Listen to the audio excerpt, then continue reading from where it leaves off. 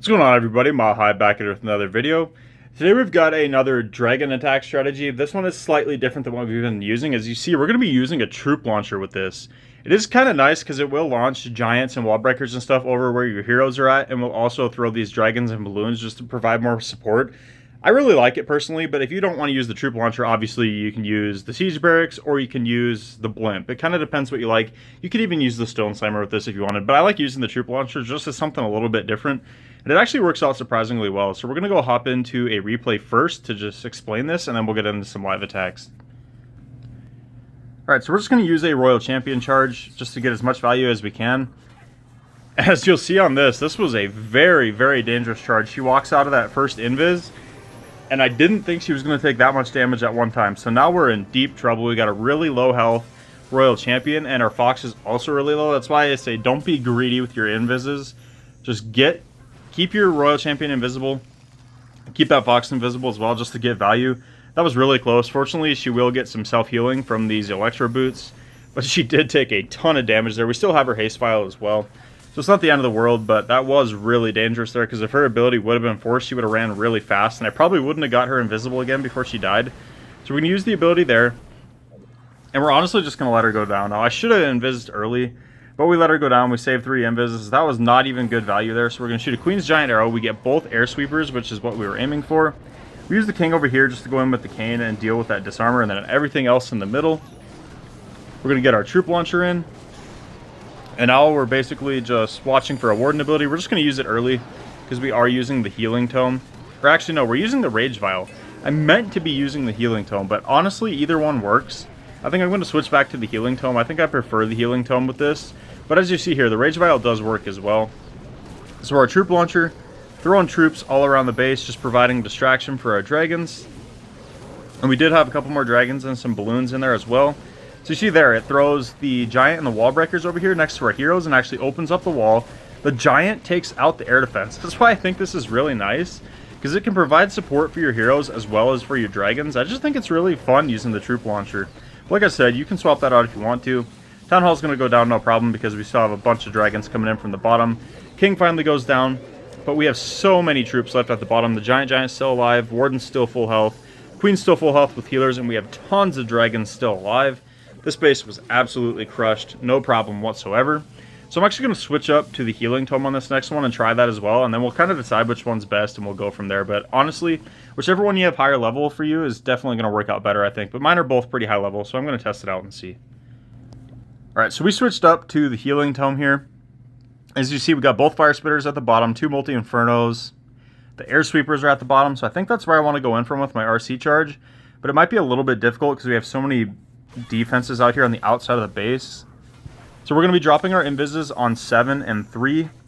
That's the Spirit Fox timing that's becoming really popular just to get lots of value, because it will keep your Fox alive for so much longer. 48, 47, we'll drop the next one, then we'll drop our next one at 43. And it'll just keep both of them safe as we move into the base.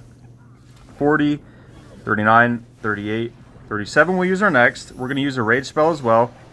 Then on 33, we're going to start tearing through some of this value here. Hopefully she goes down to the fire spitters, and unfortunately she doesn't. But on 27, we'll drop the next one. And now she goes where we want her to.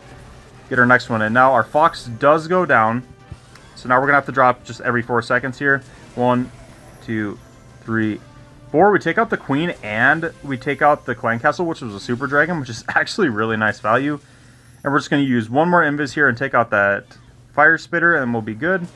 Actually push her in, see if she can get a little bit of damage on the TownHall. She's obviously not going to take the TownHall, but we're going to go in from the top up here because that's where the giant and the cane are, obviously. So I'm just trying to see, can I hit that air sweeper from up here? And we just barely missed the sweeper. That's unfortunate. That was bad on my part. But we're going to spread the dragons out really far. We're going to get our troop launcher in. This might be a problem having to fight this air sweeper the whole time. That's what I was aiming for with the Queen's Giant Arrow. But if you guys have watched my videos, you know I am absolutely terrible with the Giant Arrow. I miss constantly. So now we're going to watch and just try to decide when the best time is for our Warden ability. I just want to protect as many dragons as I possibly can. They are going to be taking a lot of splash damage here in a second. So I'm going to use it right now. Probably going to be some traps in there as well. That's a really good ability. That's going to keep them healed up all the way through the TownHall, all the way through this core. Like I said, that air sweeper is being an absolute nuisance. But luckily, these ones here avoid it, and we're going to take out that Royal Champion. We should be able to take out the Royal Champion. Wow, she didn't go down. I thought she was going to basically get one shot because we had so many dragons there. But yeah, look how big of a nuisance that air sweeper is being. If we didn't miss with our giant arrow, that whole section would already be down probably because the dragons wouldn't be getting pushed back. They would have already taken all that stuff out, so that's really frustrating. We do still have our King's ability up here with a bunch of dragons. Unfortunately, we're going to have some issues now because, like I said, of that air sweeper. That Inferno stands at the back. We have a lot of defense that's still standing. Hopefully that Poison Tower goes down before it recharges, which it should. And we're just caught up here on the yeeter and the disarmer, which is really annoying. So that's really going to cause us some time issues now. But our giants, fortunately, do get out in front. They're going to start tanking, like if there's air expos, multi-inferno, stuff like that, it'll start tanking. So we're definitely going to time fail this one. But that was because of a mistake on my part. And maybe the Rage Vial would have been better on this one, pushing into that air sweeper. But if I would have just hit it with the Queen's ability, that would have been better, obviously. So we're going to use our King's ability, just get our percentage up as high as we can. Again, a massive time fail because of a big mistake on my part, but it is what it is. Still an 83%, but the time, obviously, with our long Royal Champion charge, if that happens, I'm going to say definitely don't go in towards that air sweeper. I should have changed my entry, but I wanted to get that Kane and the Giant. I probably should have just used my King up there. And another thing I'll say, if you have the minion prints, that works better. Mine is upgrading, though, so let's go hop into another attack. All right, we need to redeem ourselves after that bad last attack. Where do I want to go in from here? Do I want to come in? Yeah, I'm going to try to come in from the bottom here. 59, 58, 57. We'll drop our first invis. She's going to run out, but that's fine. She shouldn't take too much damage. Just one shot from the monolith. So now we'll wait for 47 to drop the next one. 48, 47. And then at 43, we'll drop our next. We're going to get the rage spell in through this high damage area here. 38, 37. You can save the rage for your dragons as well. It just kind of depends where she paths for me. We get a good second invis here. We still have her haste file as well, but we're going to save that for a minute. I like saving that for when I'm down to like maybe 3 or 4 invis spells. I was a little bit late on that one, so we do take some damage. So I'm going to have to use her ability now, actually. And our Fox did end up going down, so make sure you guys are paying attention to that, because once your Fox goes down, obviously you have to drop every 4 seconds, no matter what. 4, we're going to get the air defense, which is nice, and then this multi-archer tower. Hopefully we can get this air sweeper, so I'm actually going to invis, and she goes backwards, of course. So now that multi-archer tower might not even go down, but oh well. We're going to drop the king with the cane this time, and then where are the air sweepers? Okay, the air sweepers are at the top. So we hit the one that was pointed this direction, which is what I was aiming for. And now I'm hoping my king can take out the other one, which he should be able to, and I was taking too much time there again. You should be getting this in a lot quicker than that, because as you saw last time, we did have a time issue. But both air sweepers are down this time, so we won't be fighting that, which is really nice. We're actually going to get an early warden ability this time, because there's tons of splash damage down here on this base. And we do have the queen behind the giant, which was planned, which was really nice. Hopefully we can get that super dragon out with our queen here in a second, and then we should be able to fight off that...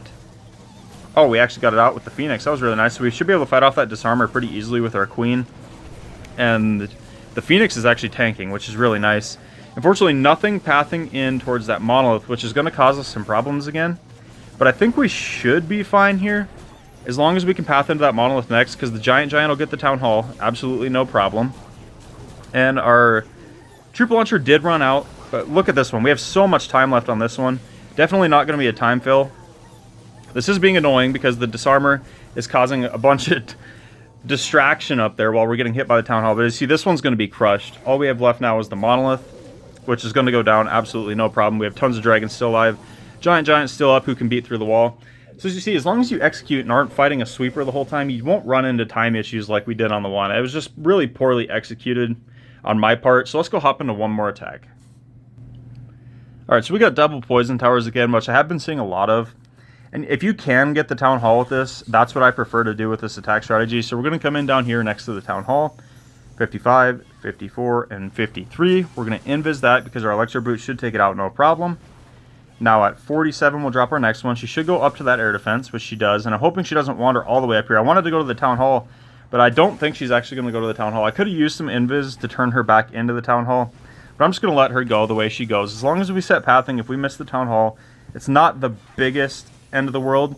So we're going to get a rage spell in here. 28, 27 we'll get our next one. We trigger the Giga Mob, no big deal whatsoever because we're under invis. It's not going to cause any issues. We should be able to get this poison tower, should be able to get the scatter shot. 8-7, we'll drop another one. And then after we use this next invis, then we're going to pop her ability. Just because it makes it easy if she's invisible from the Fox, you don't have to try to place your invis when she's running really fast with her haste file. It just makes it way easier that way, in my opinion. So we didn't end up getting the Town Hall, but we did clear out a whole side of the base. So we're actually going to drop in a couple of our dragons over there to start cleaning that stuff. We have both air sweepers down here at the bottom. I'm going to use the Queen's giant arrow to take one out, but it's really not going to matter because we're going to go right through the Town Hall anyway. We're going to get all of our dragons in. I'm going to wait so that Town Hall doesn't hit our troop launcher. We're going to put the troop launcher down here, out of danger. And I'm going to wait until these dragons get pretty low since I'm using the healing tome, because they will heal back up to full health. Okay, right now we got all the dragons in it, which was really nice. I'm going to use the King's ability to open these walls here because I want my Queen to get in, take out that Fire Spitter, hopefully take out that Inferno Tower. There's just a lot of value in there for her. Really good chance to set a funnel there. We got all the trash buildings up at the top with those 3 dragons that we dropped. Our Queen is going to target the Inferno Tower on the flank, which is perfect. She should be able to get the scatter shot as well. Then she should be able to reach over and get that air defense. So really good value out of the Queen here. We use the King to open up the walls for her. As you see, our giants in here from the troop launcher are taking a bunch of those multi-inferno beams. So even if they don't launch by your heroes and support your heroes, they still can help your dragons because they can still they can take shots from things like scatter shots, multi-infernos. They can distract the monolith, multi-archer towers. It's still pretty decent. But if they launch towards your heroes, that's even better, obviously. But like I said, they still work even if they're tanking for your dragons. So our King is about to go down, but he is going to go to Phoenix. Our Queen's still full health. Time is running a little bit close again, just because it's such a long row champion charge. So maybe I might change my mind and say Rage Vial might be better with this, just because it speeds it up so much. So I'm going to say maybe run the Rage Vial instead, but we're not going to have any issues. We still got 3 dragons alive. We still have 3 of our heroes up. We still have heroes alive, and an easy 100%. And this was a war base as well. This wasn't a Legend League base. That has the army camps where we can pick up the Kane and the Giant. So that shows you it works on both kinds of bases. It is a really strong attack. I really like it. So let me know how it works out for you guys in the comments. Drop a like if you guys enjoyed. I'll catch you guys in the next video.